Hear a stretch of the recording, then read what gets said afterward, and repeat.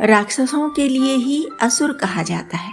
असुर शब्द का प्रयोग सुर के विलोम हेतु किया जाता है। तुलना भी करनी हो किसी व्यक्ति की तो भले व्यक्ति को देवता जैसा और बुरे व्यक्ति को राक्षस जैसा कहा जाता है। स्त्री है तो देवी या राक्षसी कही जाएगी। राक्षसों को ही दानव भी कहा जाता है। देव दानव शब्दों का भी साथ प्रयोग होता आया है। यक्ष शब्द का प्रयोग किसके साथ होता है, इस पर ध्यान दें तो पाते हैं कि गंधर्व के साथ यक्ष शब्द मिलता है। ये शब्द विलोम नहीं, विपरीत अर्थ वाले नहीं हैं, बल्कि आसपास के शब्द हैं। कुछ गुण मिलने से जैसे प्रयोग होते हैं। उदाहरण के लिए मेज, कुर्सी, तवा, कड़ाही, इनका प्रयोग कभी चकला बेलन की तरह नहीं होता। चकला बेलन की जोड़ी होती है, वे एक दूसरे के बिना बहुत कम उपयोगी रह जाते हैं। यक्ष गंधर्व के साथ ऐसा नहीं है। यक्ष एक अलग तरह की आत्मनिर्भर शक्तिमान प्रजाति है और गंधर्व भी अपने आप में पूर्ण शक्तिशाली प्रजाति है। यक्ष और राक्षसों में समानता यही है कि वे महाबलशाली थे। ब्रह्मा जी ने जब सृष्टि बनाते हुए जल की उत्पत्ति की तो उसकी रक्षा के लिए कुछ राक्षस बनाए। रक्षा से ही राक्षस नाम पड़ा।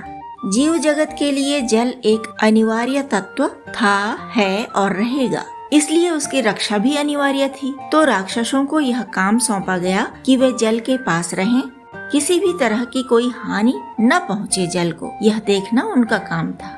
रक्षा के बाद यह भी आवश्यक था कि संसार जल के महत्व को समझे। इस कार्य के लिए यक्षों की उत्पत्ति करी गई ब्रह्मा जी द्वारा। यक्ष जल का पूजन करते थे। पूजन का अर्थ घंटी बजाना या शंख फूंकना नहीं है, ये तो प्रतीक हैं, बहुत नन्हा सा हिस्सा है पूजन के।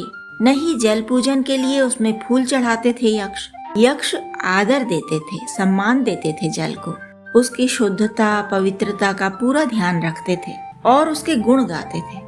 दुनिया को बताते थे कि जल न हो तो जीवन भी संभव नहीं, इसलिए जल को शुद्ध रखिए, पवित्र रखिए, उसका आवश्यकता भर ही उपयोग कीजिए और उसके प्रति कृतज्ञ रहिए, नम्र रहिए। जल के हित के लिए कार्य करना था दोनों को ही, राक्षसों और यक्षों को भी।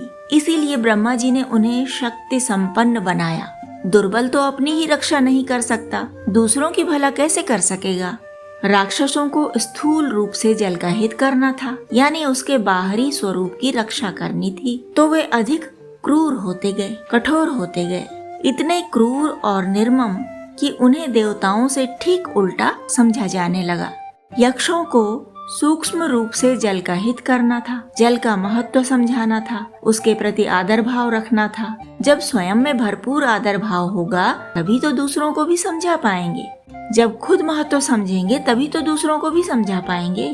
तो यक्ष स्तुति करते थे जल की, जल के महत्व का गायन करते थे।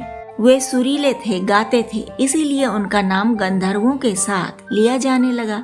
गंधर्व नाचने गाने वाली ही प्रजाति होती थी। नृत्य, गायन और वादन, इसी में डूबे रहते थे गंधर्व। राक्षसों ने अपनी शक्ति का बहुत दुरुपयोग किया। आगे चलकर काम छोड़कर भोग विलास को ही महत्व देने लगे थे वे। पैदा तो उन्हें भी ब्रह्मा जी ने ही किया था, इसलिए तपस्या वे भी करते थे। शक्ति बढ़ाते रहते थे तपस्या से और फिर दुनिया की ऐसी तैसी करते रहते थे शक्ति से। उन्होंने शक्ति का दुरुपयोग किया, इसलिए मारे भी गए। कितने ही शक्तिशाली हो जाएं, ईश्वर की सृष्टि का अहित करने वाले मारे ही जाते हैं। यक्षों में भी कुछ लोग बिगड़े, कुछ लोगों ने अपनी शक्ति का दुरुपयोग किया, लेकिन ऐसे यक्षों की संख्या कम थी, इसलिए राक्षसों की तरह उनका विनाश नहीं हुआ। भगवान राम ने किशोरावस्था में जिस ताड़का को मार गिराया था वह भी यक्षिणी ही थी, लेकिन अक्सर उसे राक्षसी कह दिया जाता है क्योंकि उसके काम वैसे ही थे जैसे राक्षसों ने किए। राक्षसियों को क्रूर, अन्यायकारी, बर्बर माना जाता था, लेकिन यक्षिणियां मृदुल व्यवहार की मानी जाती थीं। ताड़का जैसी शक्ति का दुरुपयोग करने वाली को तो नष्ट होना ही था। तो बंधु, यक्ष और राक्षसों की समानता और अंतर हमने आपको बताए। करते ही रहेंगे हम धर्म दर्शन के विविध पक्षों पर चर्चा। आप बने रहिए सदा हमारे साथ। आपका साथ होना ही हमारी शक्ति है।